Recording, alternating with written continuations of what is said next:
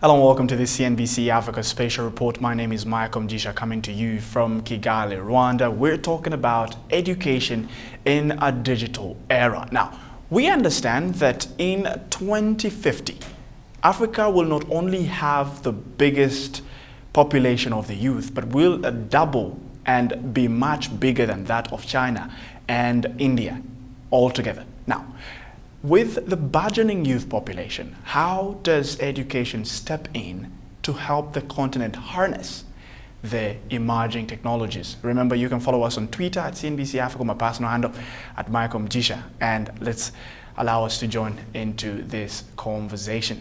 Now, on my panel today, we are talking about education, and we have the Minister of Education here in Rwanda, Dr. EUGENE MUTIMURA, and of course, we're speaking to the Global Education Director, Senior Director at World Bank Group. His name is JAIME Saavedra. Thank you, gentlemen, for creating time to speak to CNBC Africa and for gracing us with your, knowledge that we're about to tap into. Now, you've probably had so many things happening around the continent, so much money being invested into the technology, Internet of Things, blockchain technology, and all of this. I just want us to know, where do we stand in the education system? I would love to start with the Minister. Thank you very much, Mugisha, for an important question. I will start right away to talk about the opportunities that we have in Africa. Right. Africa is a continent that is endowed with opportunities. It has a young generation compared to many other continents. We need to utilize these opportunities of the young people because young minds have better abilities to tap into whatever opportunities you provide with them. Right. And therefore, at the policy level, you need to create opportunities. You need to create opportunities for a digital literacy for young generation. And for the government of Rwanda, just like many other African countries, right, policy is very important. You have to provide a policy that ensures that curriculum and program that you have within the country are geared towards digital literacy through curriculum change and orientation. Right. That's one. Secondly, you need to look at the opportunity related to infrastructure development. And that's what we have done in Rwanda, for instance, when we provide opportunities for our students through building infrastructure, through smart classrooms, for instance, and ensuring that there are opportunities, there are laptops, and then train people who have to use these laptops to train the young generation at the basic level of education. But you have to tie this to tertiary level of education. Right. That's why, for instance, we have University of Rwanda that has ICT programs at bachelor's level, master's level, as well as a higher level of education. Right. That's why we have attracted, for instance, various universities globally that are well renowned for ICT, technology, and science opportunities, like Carnegie Mellon University, AIMS, for instance, and other universities, so that they come into our country and build this skill set required for future digital revolution. That's very critical. But of course, you have to tie that to private sector, so that there is a sufficient ecosystem to help build into a future labor market for our young generation. Right. And therefore, that is very important. But of course, you have to look at the private sector. You have to look at development partners.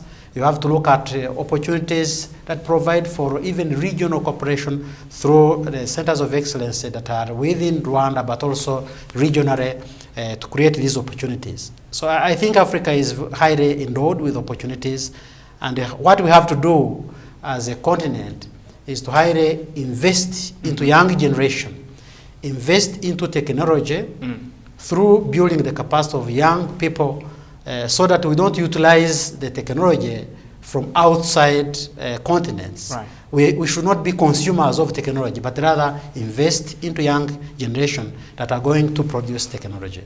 Dr. EUGENE speaks of homegrown solutions, not having a one-shoe-fit-all policy kind of thing.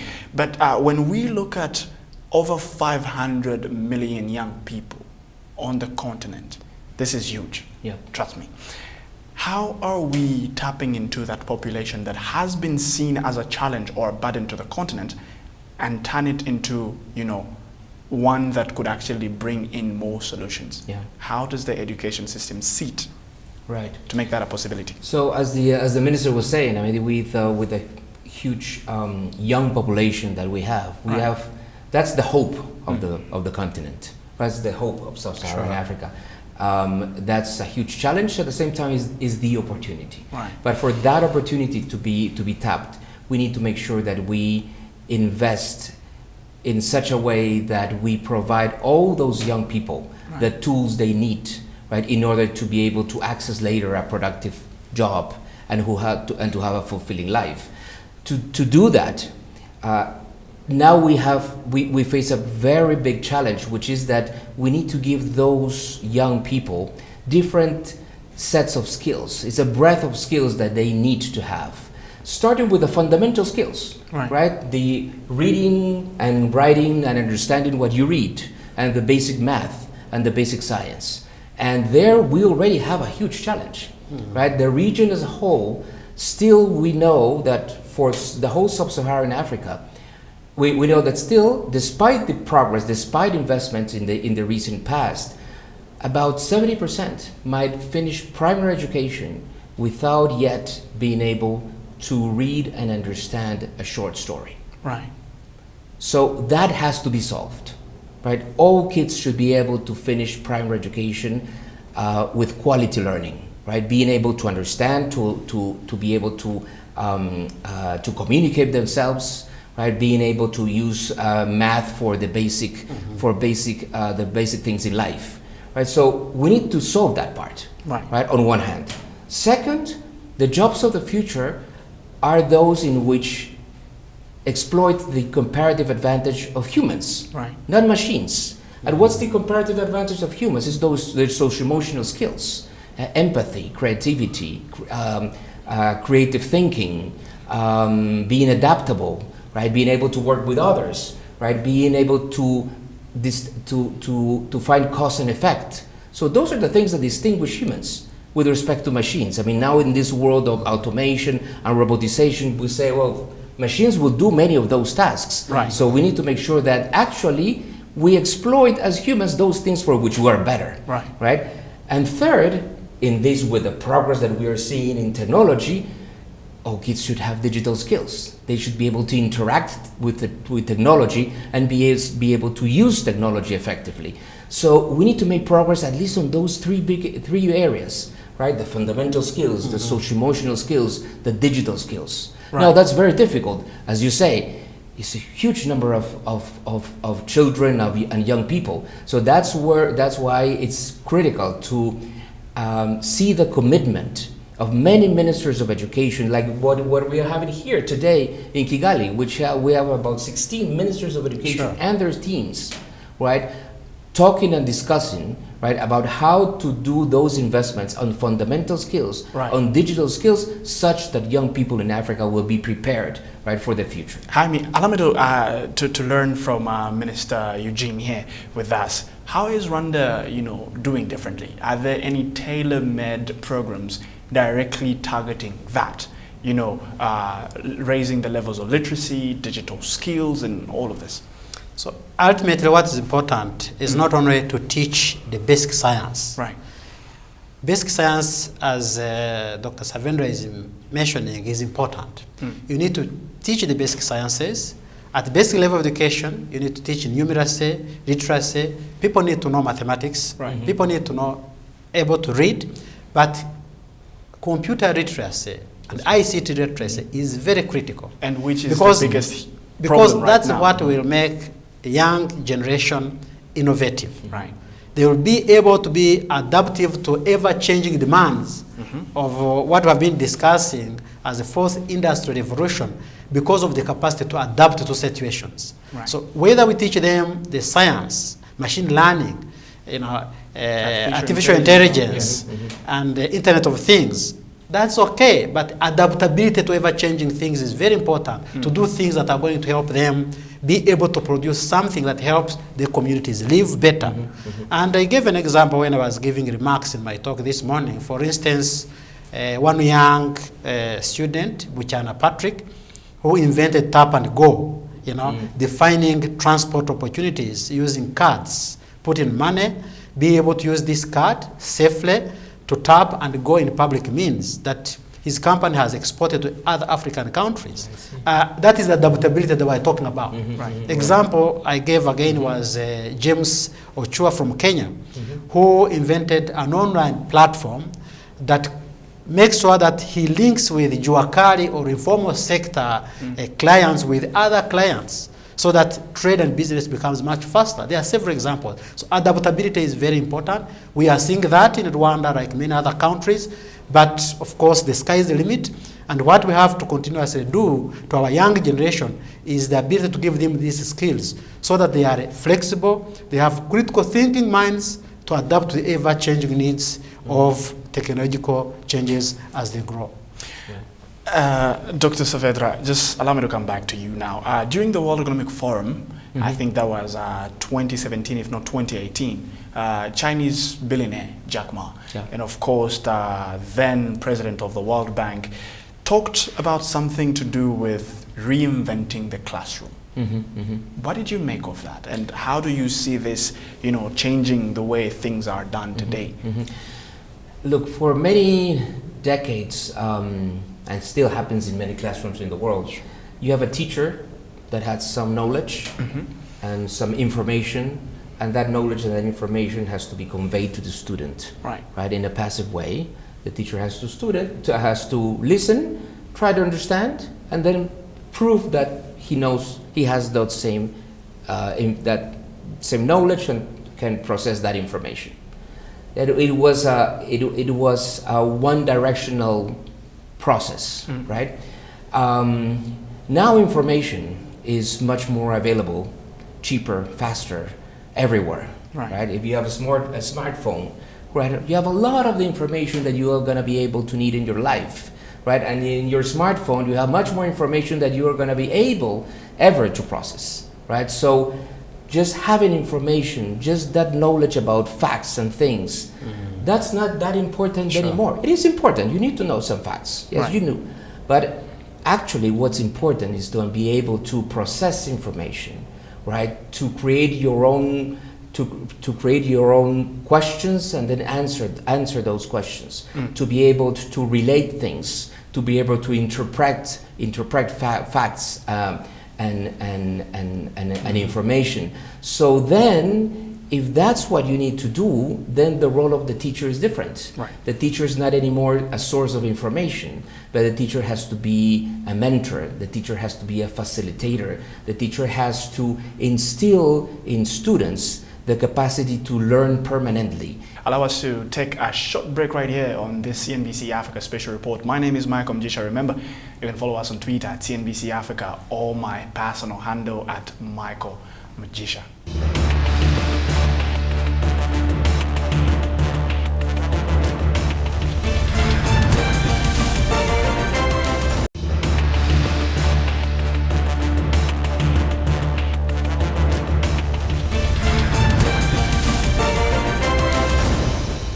Welcome back to the CNBC Africa Special Report. My name is Mugisha, and you can follow this conversation on Twitter at CNBC Africa or my personal handle at Mugisha. The conversation is around the education system in a digital era. Now, where we left off, we were speaking about reinventing the classroom. One of the conversations that even billionaires who has so many people in the workforce are looking at. How do you develop their skills to work and have a communication with, the technologies that are coming out at this age, but also competence. Rwanda championing that as well. And today joining us is Dr. EUGENE MUTIMURA, the Minister of Education here in Rwanda, and the senior officer there, of course, on education, an expert at the World Bank Group, Dr. JAIME Saavedra, as well, joining us. Gentlemen, when we broke off, we were speaking about classrooms, but now something rather very interesting. You talked mainly about investment in the skill set. And I want us to look at the $200 million that the World Bank, in partnership with the government of Rwanda, signed off. How is this going to be, what is the layout plan for that money? So we can explain between the minister and Sure. myself different Right. parts of the project, but I want to emphasize one aspect of the work that that we're doing jointly between the bank and the government of Rwanda, which is investing in teachers. Despite we're talking about technology a lot Right. these days, right? And we're going to use technology in the classroom, Right. as much as we can. And it's very important as a technology, as an instrument in order to make learning more effective, more engaging, more fun. But education will continue always being an activity that is intensive in human interaction. Right. Right? So teachers will always be critical. Right? So it's very important in the work that we're doing here in Rwanda, and actually that's a critical part of the work that the World Bank is doing in Africa as a whole, Right. is to invest in teachers, right? To make sure that countries select the best people to be their teachers, and also that teachers have all the support that is needed, right, in order to do their job well, to use the right pedagogical strategies, but also at the same time to be able to have all the elements that they need in order to have that magic of learning that happens precisely in that interaction between the student and the teacher. Right. So technology can help a lot, right? If you have the right. I mean, Rwanda is one of the countries in which there's the highest penetration of computers in the classroom in sub-Saharan Africa. But that doesn't mean that it's going to be all about technology. Right. It's the interaction between technology that is being used by a teacher that has the capacity, right, to embrace technology and use it better in the classroom in order to convey much better, in order to have a much better interaction actually with students. So that's a critical point, is invest more in teachers, make sure that they have the right support, that Right. they have the right preparation, and that they have the right tools in order to be able to do their job as best as possible. Honorable Minister, are we going to train new teachers? And maybe hear me out on this one, because if we're looking at this current generation, or say something that is happening now, and the teachers that have been there all through the years have not been accustomed to the use of technology in classrooms, say the computers that we have to use and all of these new changes, do we have to go back and, you know, train new ones, or are those competent enough? In the first place, you need to utilize the opportunities that are available, meaning that the teachers who are available now in the labor market in Rwandan schools need to be trained. You need to give them opportunities, give them literacy, lead opportunities related to ICT.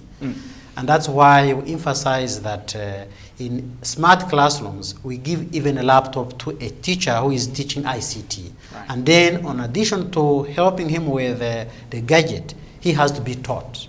He has to be taught, he has to be exposed to different training so that he understands how to utilize it. Secondly, you need to look ahead as a country, that the current teacher training colleges and also tertiary level education institutions need to be built in terms of, one, infrastructure development, so that they have infrastructures that are well equipped for future learning, not only the general learning, but also ICT and literacy education through provision of computers, but also training the teachers. Right. Secondly, you need to ensure that the teachers have an opportunity to go for practical training, and they have infrastructure that is well set up through what we call demonstration schools. And so this project that is going to be hopefully signed soon in September is going to build infrastructure for 17 demonstration schools that are going to enhance teacher training opportunities, so that practical trainings are well enhanced in TTCs, so that each teacher training college has a nearby well-established infrastructure, secondary school and primary school, that is going to enhance the capacity of teachers in terms of training. Right. But of course, you need also to revamp curriculum so that it is well geared towards ICT, as well as building capacity of teachers so that they are able to interact better with kids, with the pupils. Pedagogical skills are very important, Right. networking, so that the learning and teaching is more centered towards a student learner than teacher imparting knowledge only. the rate to which governments all across Africa, of course we will take a case study of Rwanda, have invested in TVETs, the technical vocational trainings. How much have we paid attention to hands-on skills and providing facility? What kind of investments are being done in that area? I'll start with the minister and then I'll go. So thank you very much. In the first place, policy is very important. We made a strong policy that every time students access education, they need to be given opportunity to enter TVET training.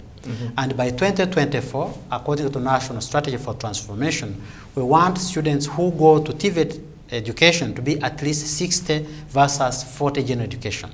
We are currently at 44%. And that's very important in terms of policy. Secondly, you have to invest in infrastructure in TVET, because TVET needs a huge infrastructure setup. But of course, you don't do it as a government alone, but also attract private investors, as well as partnerships with bilateral institutions. That we have, for instance, we have EXIM Bank investing in TVET infrastructure setup. Thirdly, you have to invest in teacher training capacity. We have the Rwanda TVET Trainer Institute at the Rwanda Polytechnic that strengthen the capacity of teachers so that TVET teachers have the capacity to deliver what they should do. But of course, it again comes to what happens after they train. Absolutely, you need to ensure that they come up with technological activities or programs that are geared towards setting up an impact on the community, as I gave an example of what TVET section are doing. Even in exhibitions where we were this morning, you could see some TVET students who made sensors that are able to know how much moisture is there within the soil so that it triggers automatic irrigations. This is the principle of Internet of Things. Wow. So that's very critical in TVET. You need to look at as well, after you train TVET students, are they going to be linked to the labor market much easier? That definitely ties in to the training program, so that all the time when they train, they are together with TVET, with the private sector, so that they work together and maybe build the skills towards ensuring that the private sector reaps the opportunities of trainees. And what the minister has described in terms of investments to improve the quality, right, of TVET, of technical education, actually is what should allow us to understand that technical education is not like the poor cousin of the university education. No. Right? That's a mistake, right? And that's a mistake that many societies. It's a brother. Right? Yeah, you see that, I mean, that perception, and that's a wrong perception, right? There are different paths. Right? And one path is as valid as the other. And actually sometimes the returns in the labor market of technical education could be even higher. Sure. Right? Than the returns in the labor market of university education.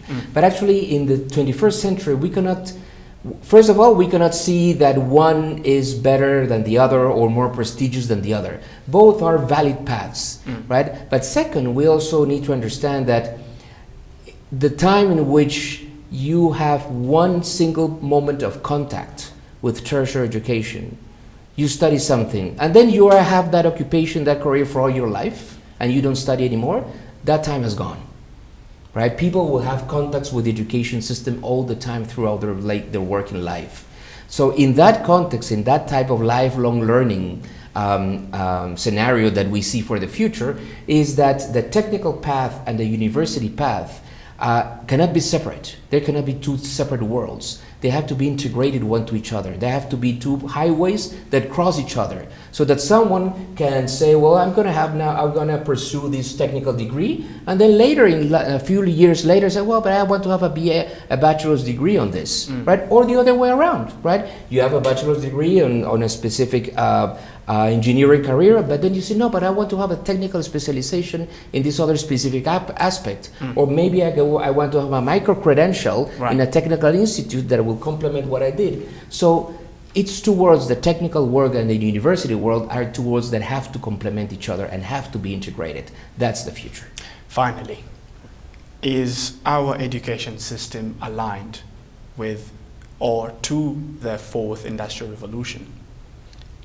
It has to converge towards that, right? We have huge challenges still as a continent here in sub-Saharan Africa, but I think what you're seeing today here in this conference in Passet, right? The importance that ministers of education are giving, right, to invest in tertiary education. Right. At the same time that they know they have to continue investing a lot in basic education, right? It's not a trade-off. It's not one or the other. Right. You need to invest in both. So that makes me feel that we are in the right path, but the commitment in terms of financial resources, in terms of managerial resources, the political commitment on education has to continue.